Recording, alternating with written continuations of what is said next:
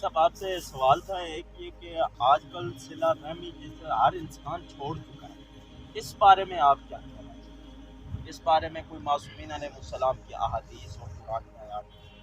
جی بہت ہی اہم سوال ہے جو ہمارے برادر عزیز نے کیا ہے۔ آج کل ہم جو ہے نا یہ کنسیڈر کر رہے ہیں کہ لوگوں سے جتنا دور ہوں گے اتنا زیادہ ہم اپنے مال کو بچا سکیں گے، اتنا زیادہ فائدہ حاصل کر سکیں گے۔ یہ ہماری سوچ صحیح نہیں ہے، یہ ہماری سوچ غلط ہے۔ جو چیز ہم یہ سمجھ رہے ہیں ایسا نہیں ہے۔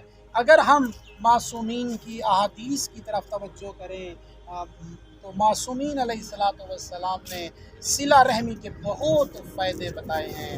ان میں سے پہلا فائدہ یہ بتایا کہ اگر تم چاہتے ہو کہ تمہارے مال میں اضافہ ہو جائے تو تم اپنے رشتہ داروں کے ساتھ صلہ رحمی کرو۔